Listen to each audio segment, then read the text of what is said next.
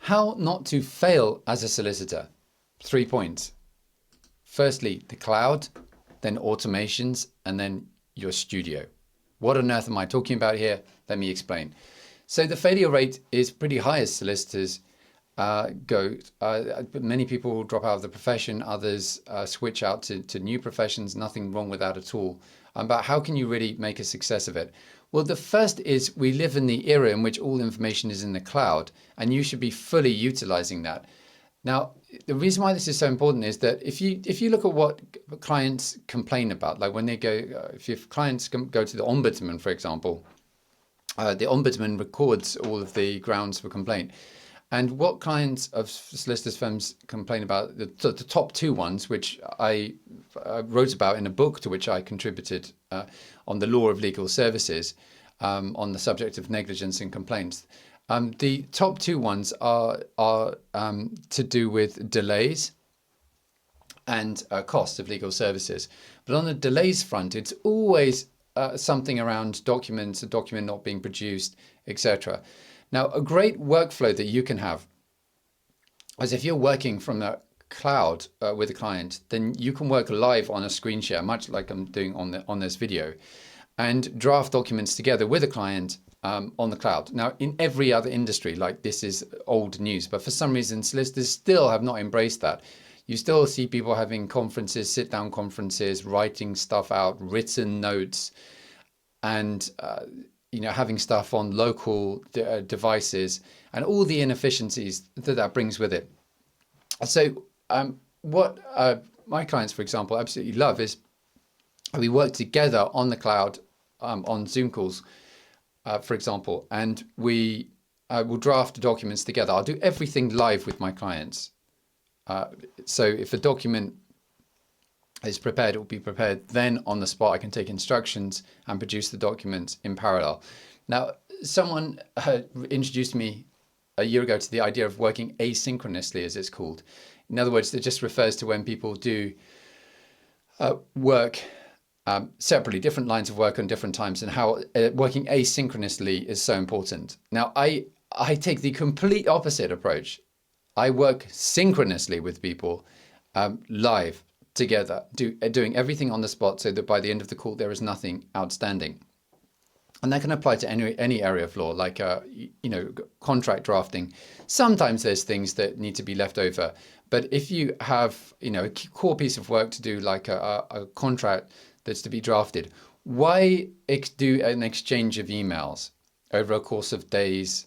And the key thing is this: there's a cost of interruption. They call it the cost of switching in the realm of productivity talk. There's a switching cost. Every time you switch from one activity to the next, like from one client's matter to another client's matter, for example, from one task to another task, then there's a switching cost. In other words, it takes your brain, even if you're sharp and proactive and switched on, it takes your brain a certain amount of time to adjust. And that switching cost, it leads to great inefficiencies. So it's much better to do a piece of work in one go, take instructions and prepare it live. And I know really very few lawyers who do that. The ones who do it are very, very successful. So embracing the cloud. Now, the other one that I talk about is automations. Now, you will not be, and this overlaps with AI, you will not be beaten by AI. AI will never replace you as a lawyer or as a solicitor. You will not be beaten by AI, but you will be beaten by another solicitor who utilizes AI. So in other words, AI in itself is never going to replace you. What will replace you is the competing lawyer who is using AI, who is using automations when you're not, because it means they'll be able to operate 20, 30 times better than you are, or more cost effectively than you are. Whereas you'll be using a legal secretary or a paralegal to do something, they won't have that cost because they will have automated it. Now, to what extent can you control this, right? If you're a new lawyer, you'll be operating with a firm, operating within certain maybe imposed protocols. That's okay. But if you're joining an organization, you're going to have an impact on it, then you can introduce introduce these ideas into the teams and firms that you're working at.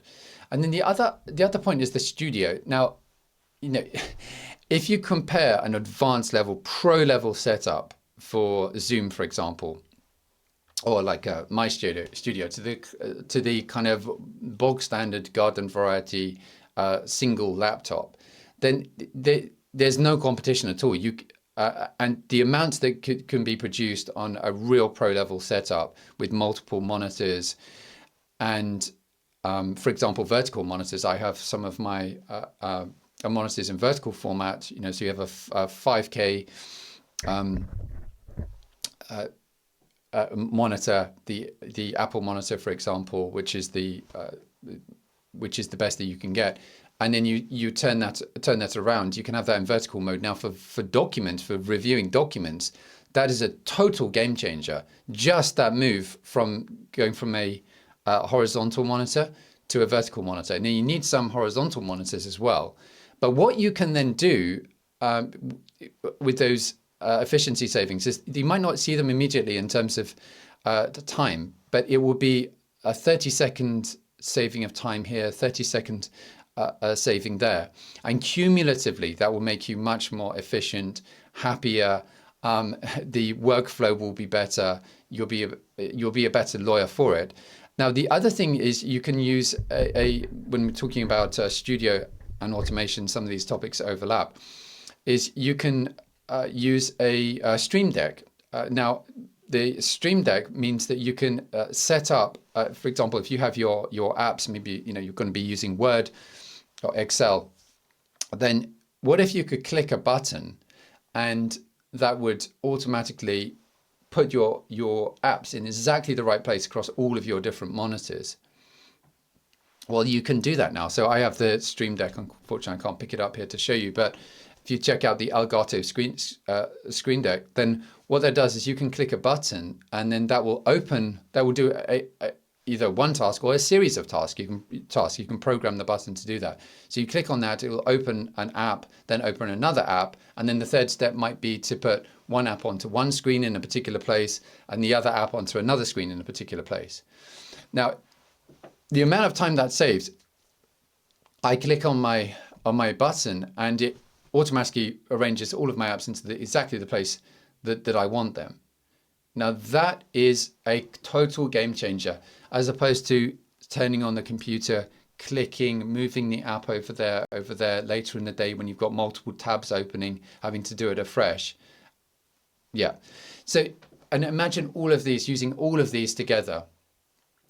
The next person who's not doing that, who's just using the kind of default setup with a single screen, with no automations, taking written notes, that's like a sort of caveman operating in the Stone Age in terms of the comparison to you with your setup. Now, on top of that, if you up your game in terms of things like sound quality, so video, for example, when on the subject of the studio, I'm talking about Zoom calls now. So on Zoom calls, the visuals are not as important as the sound is. In fact, it's the sound that really matters. So having excellent high quality sound on your Zoom calls will put you a step ahead. And that will be another way where you can kind of just show that you're having a professional service and you are doing your best for your clients, that it matters. So this microphone I'm using at the moment, I highly recommend for your Zoom calls with your clients as a solicitor. You can, this is the only microphone, the Deity VO7U, that doesn't have any software. So you plug it in and it's got the software built in, for the audio enhancers or whatever it has. It has that built in, so you don't need to download separate software. And that plugs in and you can just set it up and go. So that's really great. And then on the webcam, again, are you going to use the bog standard webcam, or are you going to up your game? There's different things you can do to show professionalism, and it's amazing how many lawyers you see where the camera is like down here somewhere, so you're like seeing up their nostrils, and you know, and just putting in that extra level of effort can really up your game. And I think it shows if, as a new lawyer, NQ lawyer, you're doing these things, or at least you care about these things. You're asking these questions. How can your firm improve and use technology to provide an excellent service to clients? I hope that's helpful. If you're looking to the SQE course, you haven't got to that stage yet, then you can check out our SQE preparation course on the link below. It's all based on visual learning and talking videos and productions, all based on learning through video and the diagrams that we've produced. The price is going up next month, but you can get it on the link at the current price just below. Thanks. Bye for now.